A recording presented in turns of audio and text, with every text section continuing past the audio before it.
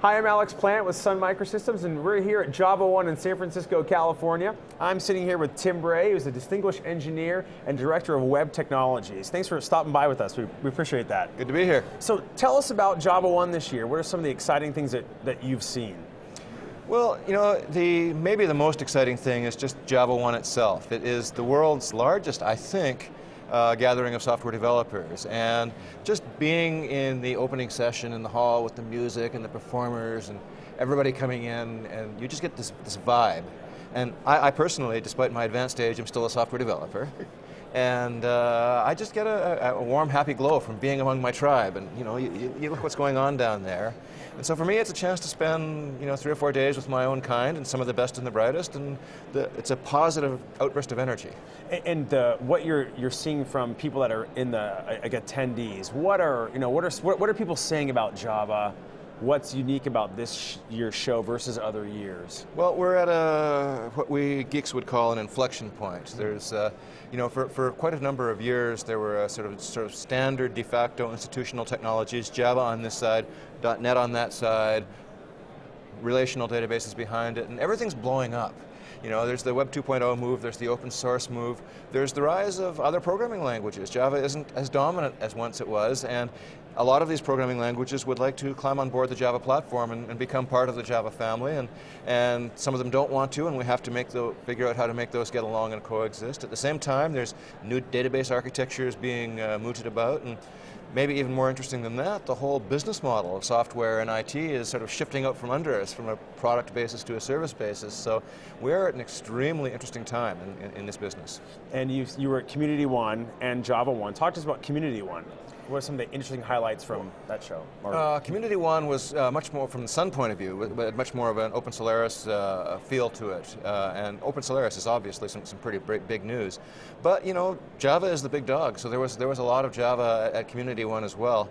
It's a different crowd, all right, although there are quite a few people who come to JavaOne a day early so they can go to Community One. NetBeans had its own day there, that's a big deal. But there was a lot of just open source energy, Web 2.0 energy, the hot growing parts of the IT sector, and I think the relationship between JavaOne and Community One is interesting. And I have to ask, should they be different conferences or should they be rolled into one big conference? I mean, Java has to exist in the community, doesn't it? Absolutely. And going forward, you said that you were at an inflection point. Going forward with Java, what are some of the interesting developments that developers, businesses, consumers, that these different constituents can see? Well, the business picture shifts out from under us all the time, and probably with the advent of the web and the Web 2.0, we're seeing a tremendously strong business driver, which is time to market. People want to do things faster. It used to be if you wanted to build a website, you'd hire 8 developers and count on 8 months. And not anymore. People want to, start Tuesday, have a prototype a week from Thursday, and go live in 8 weeks.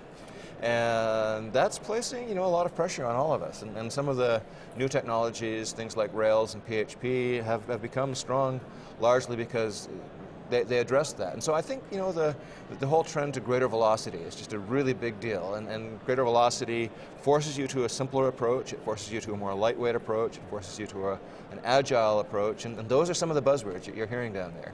Yeah, it seems like when I look at the floor, there's just a heavily trafficked floor, a lot of different types of companies. Any particular demos that you think are really interesting or unique?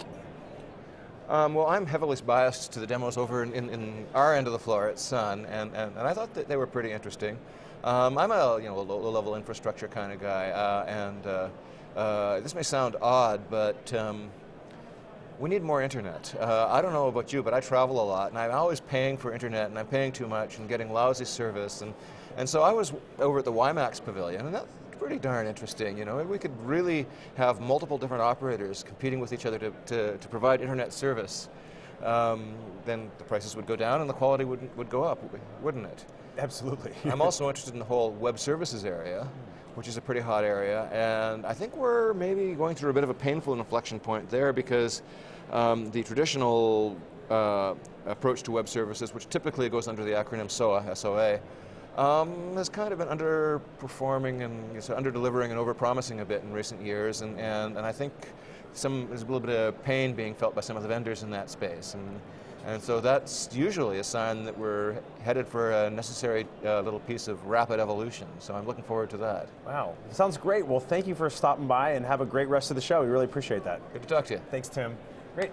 This is Alex Plant with Sun. Thanks for stopping by with us. Have a great day, and we'll see you later.